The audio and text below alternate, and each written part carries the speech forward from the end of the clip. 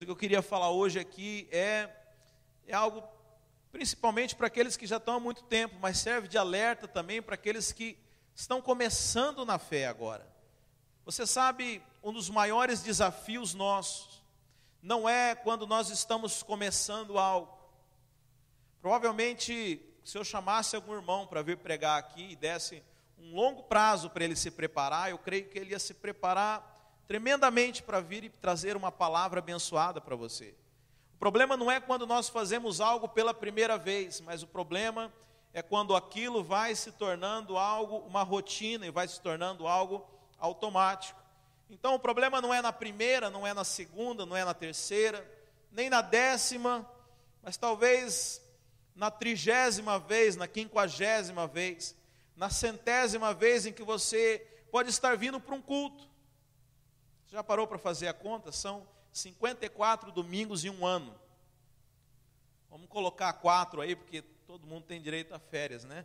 50 domingos por ano. Imagina aí, calcula o tempo de crente que você é. Se você é crente há 10 anos, foram 500 sermões que você ouviu só durante o culto. Só os domingos.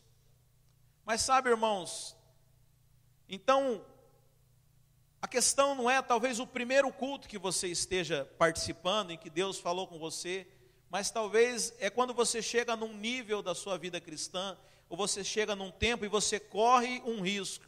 E eu não estou afirmando que é necessariamente você é obrigado a passar por isso, mas é um risco muito grande que nós corremos em tornar as coisas simplesmente automáticas. Tornar as coisas, colocarmos elas no modo automático. Sabe, o ser humano ele tem uma grande capacidade de adaptação, de adaptabilidade. Eu estava lendo uma entrevista de um fotógrafo muito famoso, eu não vou saber o nome dele, a Andressa conhece, porque ela é do ramo da fotografia, mas ele foi cobriu muitas guerras e cobriu muitas tragédias. Esse jornalista fotográfico foi dar uma entrevista lá no Brasil e a pessoa que estava entrevistando perguntou assim: escuta, o que mais te chocou, o que você viu de mais assim diferente, que mais assim te chamou a atenção nesses anos todos fazendo cobertura jornalística, esse tempo de fotografia? Ele falou assim: olha, eu estava num desses países de guerra na África, desses países, sabe, onde é mais tempo de guerra do que de paz. E ele viu um rapaz jogando um saco numa vala, só que naquela vala eram lugares onde eles estavam colocando os corpos, porque os cemitérios não tinham mais lugares para as pessoas. A guerra tinha matado tantas pessoas que não dava mais tempo de velar elas, simplesmente a prefeitura havia aberto uma vala por uma questão sanitária, e eles estavam jogando os corpos naquela vala, e ele viu um rapaz indo lá e jogando um saco, e ele foi perguntar para ele, porque não podia jogar lixo ali naquele lugar, ali era um lugar onde estavam colocando corpos. E ele falou: ei, você não pode fazer isso, aqui só tem corpos de pessoas, como você está jogando lixo aqui? Ele falou: não estou jogando lixo, estou jogando o meu pai aqui. Ele falou: mas você, dessa forma, você não está triste, você não está chorando? Ele falou: olha, depois que você enterra o seu irmão, depois que você enterra seus filhos, depois que você enterra sua mãe, você não tem nem mais lágrimas para chorar. E aquilo ele fala que foi algo que chocou ele tremendamente. Mas mostra que o ser humano ele é capaz de se adaptar a tudo. Até com a morte o ser humano é capaz de se acostumar. Sabe, algo que nós não podemos nos conformar e nos transformar em pessoas conformadas, em pessoas acostumadas. Você sabe, eu creio que se amanhã começasse a chover maná na nossa porta, nós íamos testemunhar assim, um tremendo milagre, um tremendo avivamento aqui nos Estados Unidos. É ou não é verdade, irmãos? Mas depois de 40 anos, 40 é muito tempo, né? Depois de um ano, eu tenho certeza que já ia ter gente reclamando. Vai ter que tirar esse maná aqui na frente, já ia ter gente que ia montar a companhia, igual tira neve lá no norte do driveway das pessoas. Esse maná está incomodando, porque foi assim que aconteceu lá em Israel. Aquilo que era milagre, aquilo que era provisão, aquilo que era maravilhoso, passou a ser comum. Mas tão comum a ponto do povo já começar a se incomodar com aquelas coisas. E o povo murmurou contra Deus, falou, agora só tem maná para comer. Aquilo que era para ser bênção, aquilo que era para ser milagre, depois que se tornou costume, começou até a incomodar as pessoas. Sabe, nós temos que tomar esse cuidado, para não tornar as coisas comum. Então, nessa manhã eu separei 3 textos na Bíblia que mostram sobre isso. Quando as coisas se tornam comum e passam e deixam de ter o seu efeito, para que você não corra o risco de, ao longo da sua caminhada cristã, para que você deixe de se encantar com a palavra de Deus. A palavra de Deus deixe de fazer efeito na sua vida. Isso é algo que nós precisamos tomar muito cuidado. De que forma que você acorda para vir para esse culto aqui de manhã? Sabe, eu espero que não tenha ninguém mais vindo aqui por obrigação, nem por peso. Sabe, nós já falamos que você é salvo, a graça de Deus, você é filho, sabe? Então eu espero que não esteja ninguém mais aqui vindo porque está com medo de ir para o inferno. Então já é um bom começo. Você está vindo porque realmente você gosta, mas muito cuidado. Sabe, eu me preocupo, eu lembro que há uns tempos nós conversamos com um casal que estava na igreja, mas que estava relutando em aceitar o evangelho, e Deus às vezes usa uns irmãos que, eu não tenho às vezes coragem de falar algumas coisas, mas Deus usa uns irmãos que têm coragem de falar. Aí uma irmã virou e falou assim, mas por que você vai então na igreja, se você não quer saber de mulher? Vou pelas amizades, vou para conversar, vou para distrair, virou um evento social. Sabe, às vezes eu fico pensando, talvez não de forma tão exagerada como essa, mas o que te traz aqui? O que te move a vir à igreja? É simplesmente um hábito que você herdou dos seus pais? Muito comum isso no nosso país, né? No Brasil, a tradição católica. Muita gente fala, o que você é? Eu sou católico. Mas nunca botou o pé dentro de uma igreja católica. Mas por quê? Os pais são católicos e eu sou católico. E pronto. Sabe, muito cuidado de você estar fazendo as coisas sem saber. Por que você vem aqui? Não, eu venho porque meu pai vinha, meu avô vinha e eu estou vindo. Sabe, não faça isso. Cuidado. Então eu escolhi 3 textos na Bíblia que falam a respeito disso. E o primeiro deles conta uma história em que nós encontramos lá no primeiro livro de Crônicas, no capítulo 13. Vou contextualizar para vocês aqui. Você sabe, no Velho Testamento, Deus, Ele morava em um lugar, morava em uma cidade, morava em Jerusalém. Mas não era em qualquer lugar daquela cidade, Ele morava na tenda, né, no tabernáculo. E também não era em qualquer lugar do tabernáculo, era no Santo dos Santos.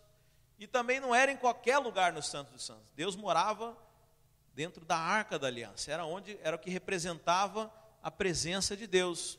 E a Bíblia fala que um dia, na época do sacerdote Eli, o povo de Israel foi lutar contra os filisteus, e eles levaram essa arca lá para o meio, lá para o fronte de guerra, achando que, de uma forma mística, a arca junto com os soldados iriam garantir a vitória deles naquele lugar.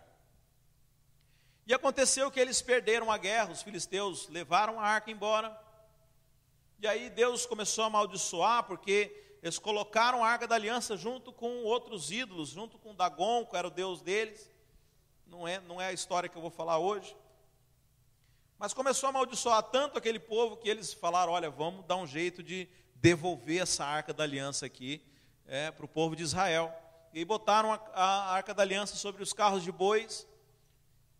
E aquele carro de bois, inclusive foi um teste que eles fizeram, falaram, olha, põe bezerros novos, se eles forem querer mamar, se eles forem para a manha, porque a arca tem que ficar aqui. Se eles forem em direção a Israel, é porque o Deus deles quer que você devolve a arca. E aí, aquele carro de bois foi embora. E aí essa arca veio a chegar no meio do povo de Israel, mas não em Jerusalém, não na cidade de Davi, como a Bíblia fala, mas ela foi chegar na casa de um homem. E ali vivia Uzá, e essa história é sobre Uzá. E é interessante que essa arca, ela fica aproximadamente 20 anos esquecida lá na casa de Uzá. Na verdade é na casa do pai de Uzá. Uzá provavelmente era um menino, e aí ele cresce, e agora ele está, por isso que a gente estima que sejam uns 20 anos, ele está numa idade em que ele está servindo o exército, ele é militar, como jovens na sua época. E aí, Davi, quando assume o trono, ele fala, escuta, essa arca não pode ficar esquecida lá. Nós temos que levá-la de volta a Jerusalém. E aí prepara uma grande festa e eles pegam essa arca. E aí, agora eles estão levando, o pai de Uzá chamava Abinadab. Então, esse texto aqui fala assim, levaram a arca de Deus, que havia passado 20 anos lá na casa de Abinadab, sobre um carro novo, um carro de bois. E Uzá e Aiô, que eram os filhos de Abinadab, estavam guiando esse carro.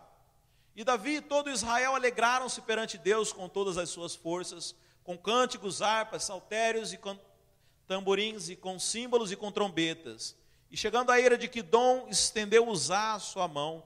Veja, aquela criança que cresceu ali na casa, junto com a arca, na casa de Abinadab, estendeu a mão para segurar a arca, porque os bois tropeçavam. Então acendeu a ira do Senhor contra Uzá e o feriu por ter estendido a sua mão à arca e morreu ali perante Deus. Vocês entenderam a história? A arca estava lá na casa de Abinadab durante 20 anos, esquecida. E ali tinha duas crianças, Uzá e Aiô. Você imagina aquelas crianças convivendo desde pequenininho, vendo a arca do Senhor. E eles cresceram e acostumaram com aquilo. Passou a ser até talvez um móvel da casa que já não chamava mais atenção, não despertava mais a curiosidade deles. Era simplesmente algo que desde que eles se entendiam por gente, como diz assim, estava ali no canto. E um dia o rei Davi resolve tirar a arca dali e começa a levar embora e leva uns carros de boi para lá, coloca a arca em cima. Também, isso aí é um outro assunto, mas a maneira como o rei Davi fez era a maneira incorreta. E o Senhor irou-se porque a arca, se você olhar lá na Bíblia, no livro de Levíticos, ela não poderia ser carregada em carros de bois. Tudo bem que os filisteus fizeram isso, mas veja, Deus não deu a instrução para os filisteus, Deus para Israel, que a arca devia ser carregada pelos levitas. E Davi fez errado. E colocou em cima dos carros de bois, e aqueles bois tropeçaram e a arca ia cair no chão. E aí Uzá faz o que, irmãos? Estende a mão para segurar a arca. E ele morre naquele mesmo momento.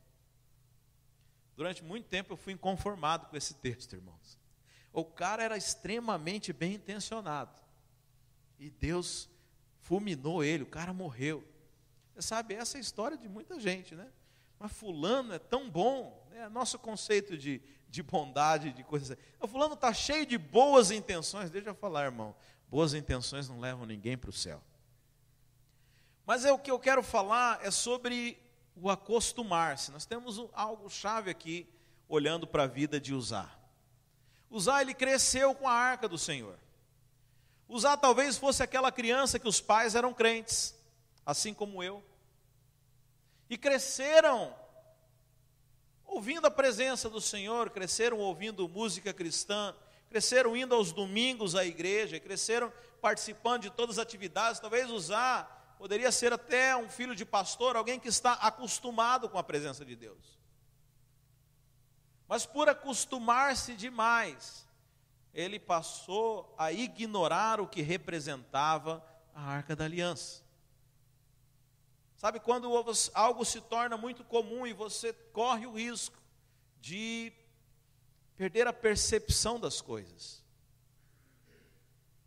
Talvez você teve uma experiência com Deus, mas aquilo começou a se tornar tão comum que você nem repara mais. Eu lembro que lá no Brasil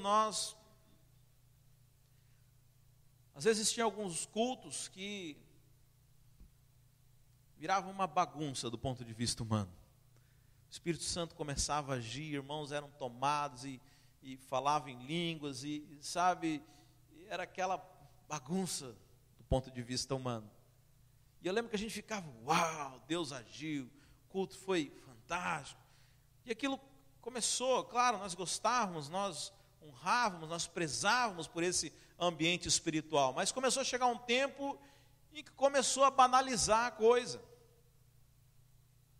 Então eu lembro que às vezes Deus tomava alguém, começava a falar em línguas, profetizar, e o outro ali traduzindo, e todo mundo parava e escutava, pegava os celulares e gravavam, ficava ouvindo depois aquelas profecias novamente. Mas chegou um tempo que banalizou, o irmão estava aqui sendo tomado no espírito e falando as coisas, o outro estava tomando água lá, o irmão aqui caiu no poder, o outro só faltava arrastar com o pé o outro assim, para poder passar. Começaram a desprezar as coisas. Sabe, isso é um risco que nós corremos. Você se tornar algo comum as coisas. Qual que é o problema disso? Quando se torna comum, você deixa de dar o devido valor, você deixa de aproveitar, e o resultado é morte.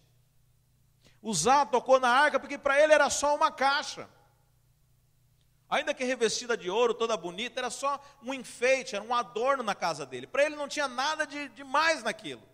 Ele cresceu vendo aquilo. Tenho certeza que para todos os outros soldados e as outras pessoas de Israel, aquela era a arca da presença de Deus, mas para ele não era.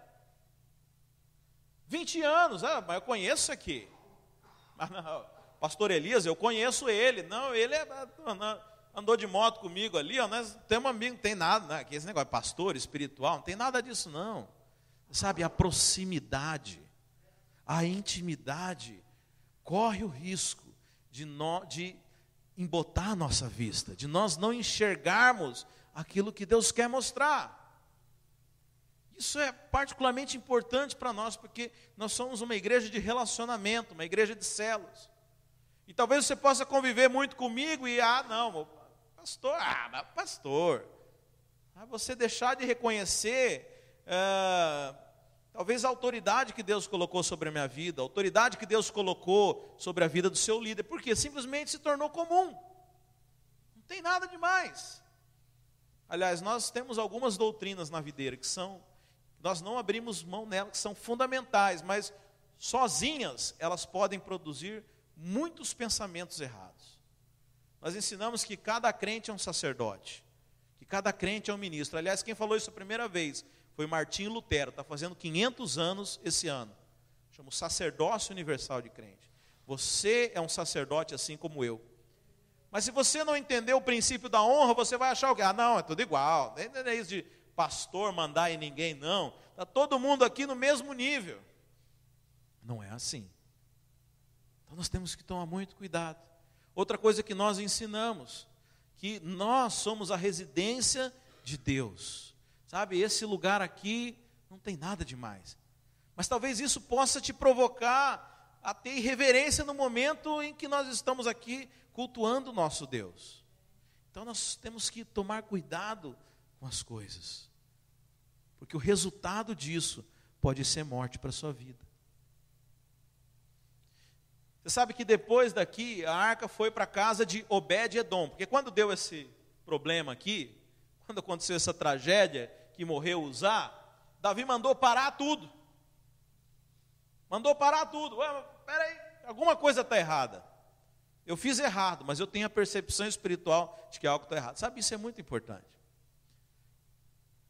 Claro que nós não vamos ser perfeitos, mas pelo menos o homem e a mulher de Deus tem que ter a sensibilidade de que algo está dando errado. Davi não sabia o que ele tinha errado, mas ele sabia que algo estava errado. Ele falou, vamos parar tudo. Vamos parar porque eu preciso orar. Que eu preciso descobrir o que está errado aqui. E aí, onde nós vamos deixar essa arca? Porque agora não podemos continuar a viagem com ela. E leva lá para a casa de... Quem se lembra? Quem conhece a história? Obed-Edom. E essa arca fica na casa de Obed-Edom 3 meses. E é interessante que a Bíblia fala que Obed-Edom e a sua família... Veja, essa arca que tinha matado um ali. Você tinha coragem de levar para sua casa? Você tinha, Kelly?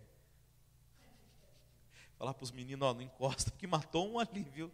Semana passada. A arca que matou na casa de Obed-Edom foi bênção.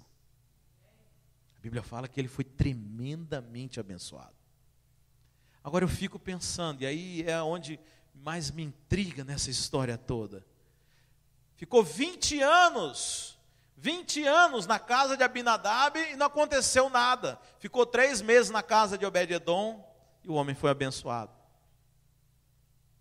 Conhece essa história? Pastor, eu sou crente há 20 anos, o cara se converteu há 3 meses, olha lá, já está recebendo tudo, está sendo abençoado, já está liderando, já está fazendo um monte de coisa. Abinadab e Obed-Edom. Sabe, é mais perigoso para você que está há mais tempo aqui, de não reconhecer as coisas de Deus, do que alguém que acabou de chegar. Por quê? Por causa do tempo. por causa do costume, por causa de você tornar tudo em religião. Tudo é automático, você já nem presta atenção nas coisas, o louvor é apenas a letra. Se a boca está até no automático, já cantando os corinhos, aqui a gente ainda varia um pouco, né? Mas tem lugar que há 20 anos cantando mesmo, a boca já sabe sozinha cantar. Você tem que tomar cuidado com isso, de pegar as coisas que são espirituais e transformar em coisas naturais. Sabe, essa história de muitos irmãos, vem para o culto, um senta do lado do outro, um sai tremendamente abençoado, o outro não aconteceu nada com ele. Será que o problema está na mensagem, está no pregador, está no quê? Está na pessoa, maneira como você toca nas coisas de Deus. A maneira como você enxerga a arca, a maneira como você enxerga a presença de Deus. Sabe, eu falei domingo passado aqui, Jesus Cristo mesmo falou, não me vereis até que digam, bem-aventurado aquele que vem em nome do Senhor, bendito aquele que vem em nome do Senhor. Sabe, você reconhece os homens de Deus na sua vida? Ou são só pessoas? Não, é tudo igual. São tudo pessoas normais. Que isso? Né? Quando eu cheguei aqui nos Estados Unidos, já foram logo me falando, olha, aqui ninguém chama ninguém de pastor, viu? Não queira que eles chamem, porque aqui é tudo igual. Eles não têm essas coisas lá do Brasil, né? Elias, né? Imagina, irmãos. Imagina que eu vou chamar o pastor Antônio de Antônio. Absolutamente, irmãos, eu não vou fazer isso. Porque eu reconheço a autoridade que Deus colocou sobre a vida dele. Sabe, e se eu não reconhecer, eu corro o risco de tocar nas coisas do Senhor de uma maneira natural. Sabe, quantas pessoas não têm recebido de Deus? Porque enxergam as coisas de Deus de forma natural. Não consegue entender que o que nós estamos fazendo aqui é espiritual. Ouve uma mensagem simplesmente como, é uma mensagem de autoajuda, é algo bom, vai fazer bom para mim, mas não creem aquilo que a palavra de Deus fala, que a palavra de Deus é poder. O Evangelho é poder de Deus. Deixa eu falar, é poder de Deus. E você precisa encarar a palavra de Deus como poder. É interessante que às vezes vem alguns preletores de fora, né? Às vezes vem pessoas aí, os irmãos, nossa, o culto foi poderoso, aquele cara é ousado, mas não, a sua expectativa que mudou. Vai ter alguém diferente, você veio com o coração esperando receber algo e aconteceu. Mas você pode fazer disso todos os domingos, porque não é a pessoa, a mensagem é a mesma, a Bíblia é a mesma, o Espírito Santo, e graças a Deus que não sou eu quem faço as coisas, é o Espírito de Deus. Aliás, aconteceu isso com Eli. Eu falei que no começo dessa história aqui, o sacerdote Eli já estava passado, já estava trocando todas as coisas, já não fazia as coisas direito. E aí a Bíblia fala que Ana, mãe de Samuel, era uma mulher que não podia ter filhos, foi até o sacerdote, que eles faziam isso uma vez por ano. E ela estava assim, tão contrita, tão quebrantada, que ela chorava demais, e aquele sacerdote que já estava meio gagá, meio caqué, achou que ela estava bêbada. Eu falei, mulher, você está meio-dia, você já está bêbada, mulher, aqui no templo. E ela responde o quê? Não, meu senhor, eu sou uma mulher amargurada de coração. E ele fala o quê? Então Deus abençoe, Deus conceda o que você está pedindo. Veja, ela não viu o homem, ela não enxergou o natural, ela enxergou aquilo que era espiritual. Ela enxergou aquilo que Deus havia constituído na vida dele. Sabe, nós temos que parar de olhar para a obra de Deus de forma natural. Temos que parar de olhar como se fossem as coisas comuns. Não, mas isso aí eu já vi, eu estou careca, essa mensagem, sabe, tem irmão que olha assim, eu vou ver a primeira, aí essa mensagem eu já conheço. Aí fica difícil, porque só tem uma Bíblia, né? Não dá para lançar uma Bíblia todo ano para te contar algo novo. Mas sabe, e você fica tomando as coisas de forma natural. Aliás, diz que João Batista, quando começou o ministério dele, a primeira pregação dele foi: arrependei-vos, pois é chegado o reino dos céus. E aí veio Jesus Cristo. E a primeira mensagem de Jesus Cristo, você vai lá em Mateus 5, arrependei-vos, pois é chegado o reino dos céus. Diz que tinha um cara lá no meio da multidão, eu falei, eu já ouvi essa mensagem em algum lugar. Até Jesus Cristo. Está copiando o sermão lá de João Batista, ó. Eu já ouvi esse sermão em algum lugar. Sabe, nós temos que parar de tomar as coisas de Deus de forma comum. Mas esse é o risco que nós temos quando nós nos acostumamos com as coisas. Sabe, esse risco não é nos primeiros dias, no primeiro mês que você se converte. Mas é um risco que você vai ter que lidar com ele depois de muito tempo. Sabe, tem algumas profissões em que a pessoa não pode passar mais de tanto tempo na mesma função. Uma delas é aqueles caras que trabalham com fio de alta tensão. Já viu? Os caras que vão no helicóptero, o helicóptero põe do lado, aqueles cabos de alta tensão. Eu acho que o cara não pode passar mais, não sei se são 3 meses fazendo aquilo lá. Eles já mudam o cara de função. Porque ele jamais pode se acostumar com aquilo. Senão é morte na certa. Deixa eu falar, a vida cristã é a mesma coisa. Se você se acostumar, você morre espiritualmente. É algo desafiador. Nós não podemos permitir que a rotina tome conta das coisas. Sabe, não caia no erro de usar, de achar, não, mas eu conheço, não tem nada demais, sabe, é simplesmente um ritual, é simplesmente uma palestra. Você não está aqui numa palestra, irmão. Sabe, nós estamos mexendo com o poder de Deus. Há poder nessa mensagem. Há poder para mudar a sua vida. Mas a maneira como você encara é a maneira como você vai receber.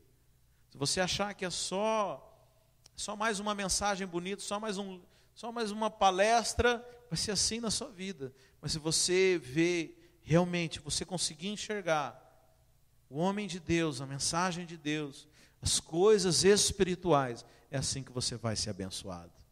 Amém, irmãos? Mas tem uma outra passagem aqui, agora é Jesus contando uma parábola, lá em Mateus 13. Diz assim, falou-lhe, né? Jesus falou-lhe de muitas coisas por parábolas, dizendo, eis que o semeador saiu a semear. E quando semeavam, uma parte da semente caiu ao pé do caminho, e vieram as aves e comeram-na. E a outra parte caiu em pedregais, onde não havia terra bastante, e logo nasceu, porque não tinha terra funda. Mas vindo o sol, queimou-se e secou-se, porque não tinha raiz. E a outra caiu entre espinhos, e os espinhos cresceram e sufocaram-na. E a outra caiu em boa terra e deu fruto, um a 100, outro a 60 e outro a 30. Sabe, mais para frente os discípulos perguntam para Jesus o que isso significa. Jesus fala que essa semente, na verdade, é a palavra de Deus. E aí ele explica esses diferentes tipos de solo. Eu não vou me ater a isso, porque o que eu quero dar é outro enfoque aqui. Eu quero dizer um enfoque, algo também que eu já expliquei aqui. Muitas vezes a mensagem é a mesma, mas às vezes 2 pessoas que chegaram no culto, uma sai de uma maneira e outra sai de outra. Porque aqui está falando que todas as sementes foram tiradas do mesmo saco, mas o resultado depende do solo. Aí eu quero perguntar para você, que tipo de solo você é? Que tipo de solo você tem sido? Sabe, isso fala, porque, infelizmente, irmãos, há um tipo de mentalidade cristã, onde você vai simplesmente, uma mentalidade consumidora, onde você simplesmente se filia a uma igreja, como se você se filiasse a uma agremiação. E agora é obrigação do pastor fazer com que você se torne um crente, ou que algo vai acontecer com você, e eles são extremamente passivos. Interessante que eu já ouvi muitos irmãos queixas, principalmente daquilo que eles mesmos não praticam. Mas é interessante de pessoas que ficam, parece que querendo que os outros façam, mas ela não quer fazer. Ah não, pastor, mas você sabe, os irmãos não me acolhem direito, mas você acolhe os outros? Ah, eu sei que eu também não, mas sabe como é? Os irmãos podiam ser... Ninguém podia me ligar, mas você já ligou para os outros? Não, não liguei. Sabe, essa mentalidade consumidora, de apenas receber, de apenas querer as coisas, sabe, isso produz um tipo de passividade. E você acaba se tornando um solo morto. Porque você não espera de você dar frutos. Você só espera fruto dos outros. E você não se preocupa se você está dando fruto. Sabe, aqui nós temos um problema. Então aqui fala que existem diferentes tipos de solo. E nós temos que tomar cuidado para que nós não sejamos solos inférteis. Solos onde a semente cai e não dão frutos. É muito triste, depois de você, talvez avaliar uma vida cristã em 10 anos.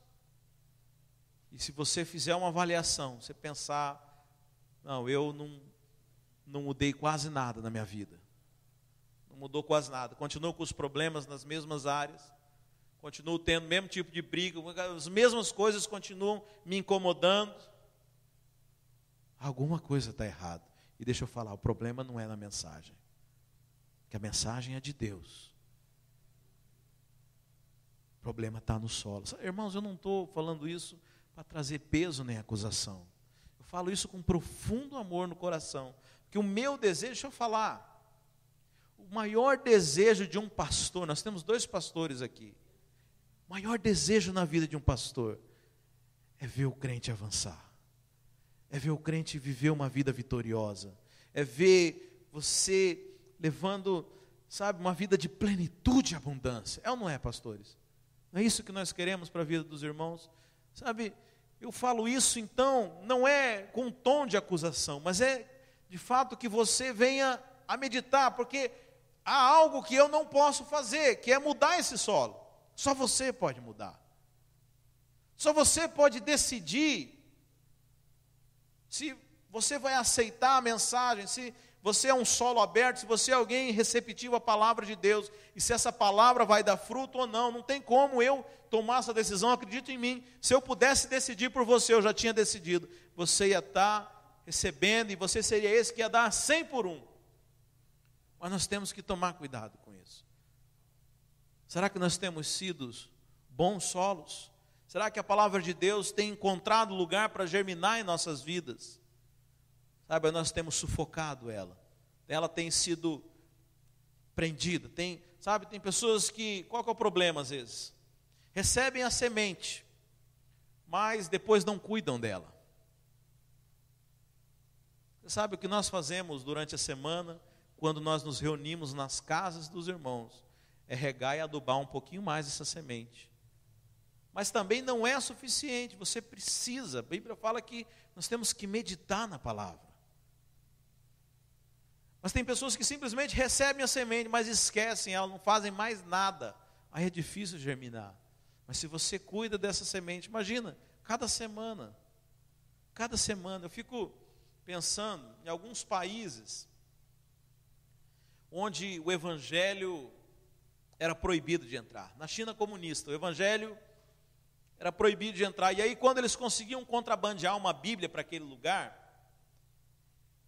e como era uma Bíblia e muitas pessoas querendo saber, eles rasgavam página por página e davam uma página para cada pessoa. E eu fico pensando que o cara só tinha uma página. Ele não tinha um evangelho para ler. Ele tinha uma página. Mas aquela página era suficiente para mudar a vida dele. Por outro lado, eu já vi gente que falou, pastor, eu já li a Bíblia 7 vezes. Eu falei, você continua assim? Eu não falo, né, gente? Eu penso.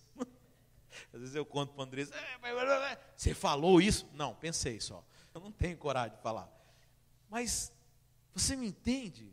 Era mais fácil, então, que a gente se atesse a um único capítulo da Bíblia, mas que aquilo de fato entrasse em nós, e nós vivêssemos aquilo, do que você ler a Bíblia inteira 10, 15 vezes, e de uma forma, sendo esse solo fechado.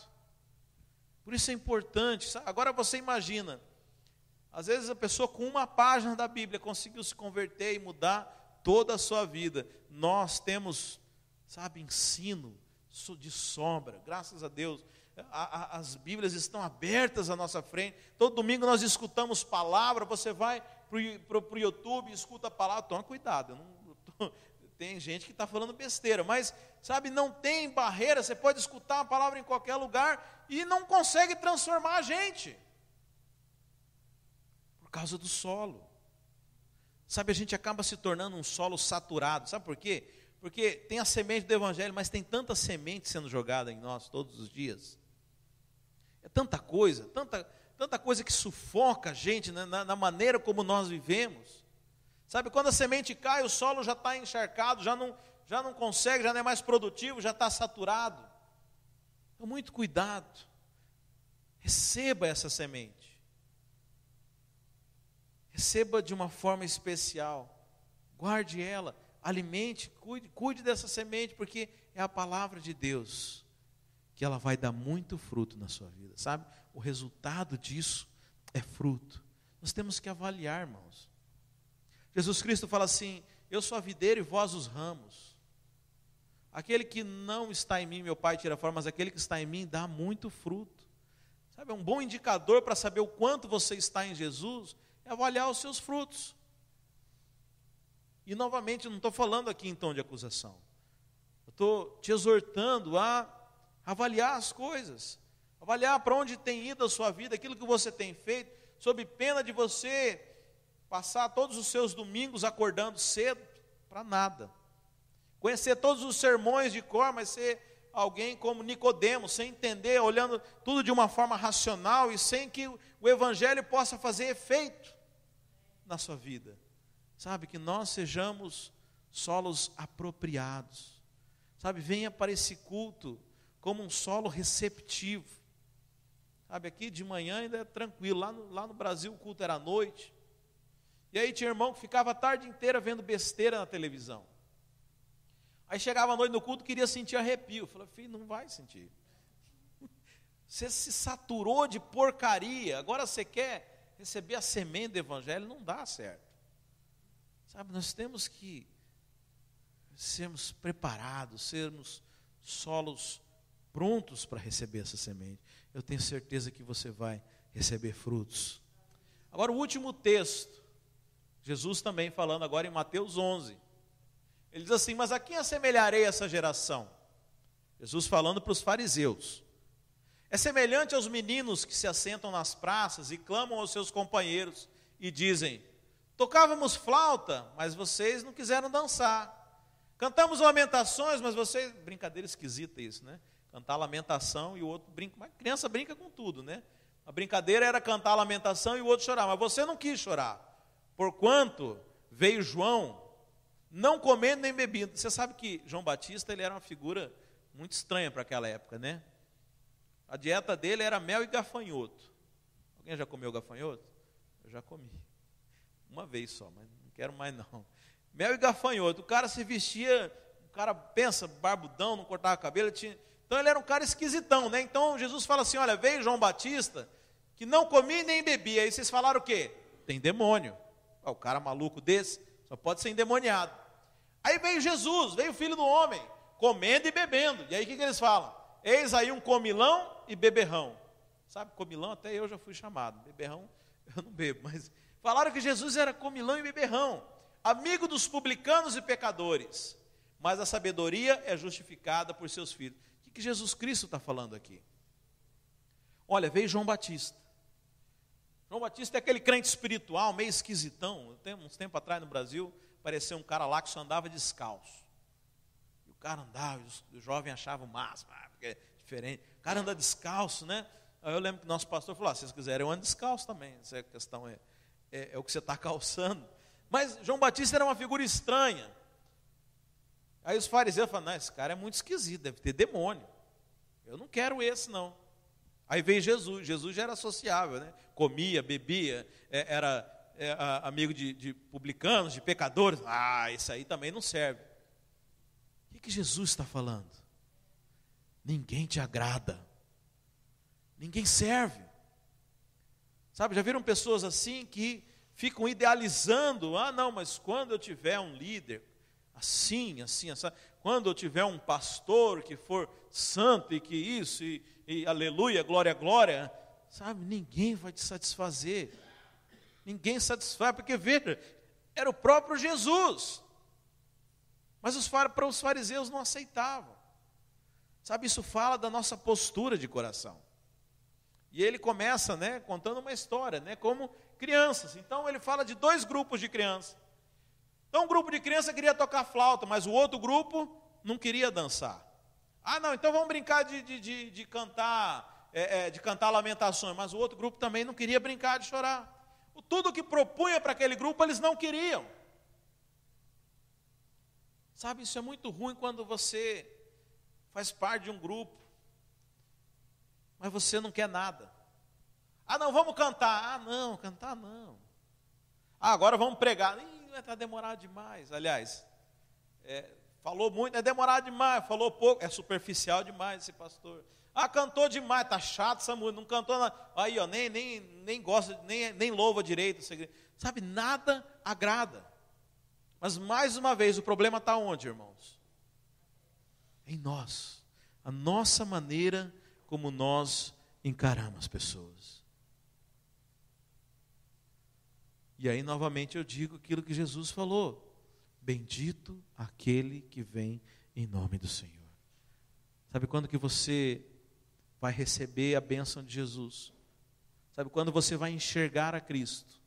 Quando você abrir a boca para dizer, bendito que vem em nome do Senhor. Eu não estou falando só de pastor, mas o dia quando você olhar para o seu irmão e falar, apesar dos defeitos do meu irmão, bendito aquele que vem em nome do Senhor.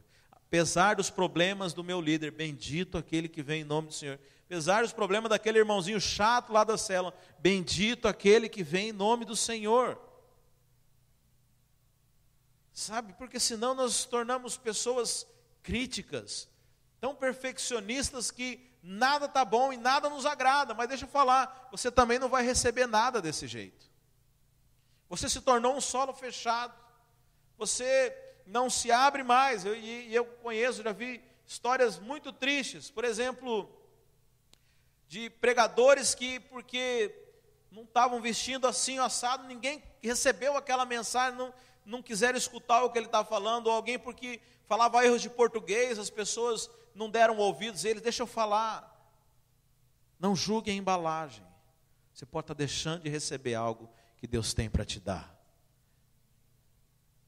Sabe, os fariseus estavam preocupados demais com a embalagem, estavam preocupados demais com a pessoa, não conseguiram enxergar Deus naquela pessoa. Você talvez ainda não conseguiu enxergar Deus aqui, que manifestando através dos seus irmãos, porque a crítica, o teu perfeccionismo, sabe, você corre o risco de não receber nada.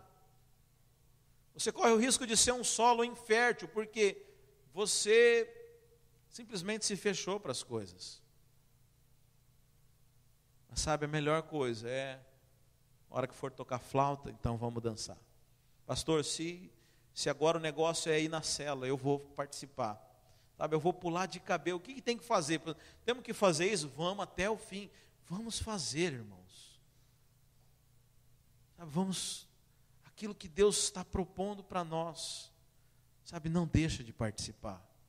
Não deixa de fazer, não deixa de viver com intensidade, sabe? É claro que sempre vai ter problemas, sempre nós vamos encontrar erros. Para onde você olhar, a Bíblia fala que se os seus olhos forem maus, você vai ver maldade em tudo. Sempre você vai encontrar problemas, sempre vai ter um porém, sempre vai ter um mais. Mas deixa eu falar, irmãos.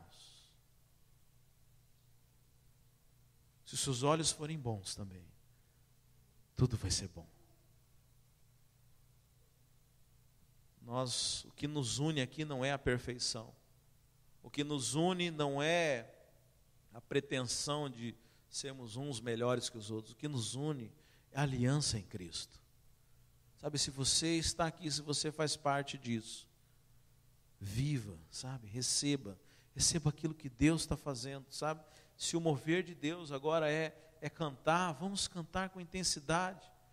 Se o mover de Deus é falar, que fale com intensidade. Se o mover de Deus é profetizar, faça com intensidade. Não seja alheio, não seja alguém de fora. Sabe, muito ruim quando você vê as crianças brincando e sabe, tem às vezes alguma criança ou outra querendo ser metida a adulto e não quer brincar. Sabe, muitas vezes nós somos esses que estamos apenas observando do lado de fora. Sabe, muito ruim quando alguns irmãos vêm conversar comigo e falam assim, porque vocês da videira, assim, assim, assim, assado. Escuta, mas não é a sua igreja também? Você não faz parte dessa igreja, porque vocês da videira, vocês lá, você não faz parte. Sabe, muito cuidado para você não estar ficando do lado de fora. Você foi chamado para estar andando dentro, junto conosco. Porque o Senhor quer te abençoar nesse lugar. Sabe, o Senhor te trouxe e te escolheu para que você seja abençoado, para que você faça parte do mover de Deus, para que você viva intensamente tudo aquilo que o Senhor tem para você.